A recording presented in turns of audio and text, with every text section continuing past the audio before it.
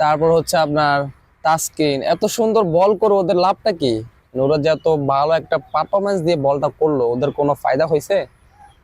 মানে কি বলবো, ওরা এত কষ্ট করে বল করলো ম্যাচটা জিতার জন্য, হান্ড্রেডে ম্যাচটা জিতে 100, আপনার দেখেন 115 রানে 14 রানের টার্গেট দিছে। তো বল ছিল কটা? 120টা। 120 বলে কি 114 রান নেওয়া যায় না?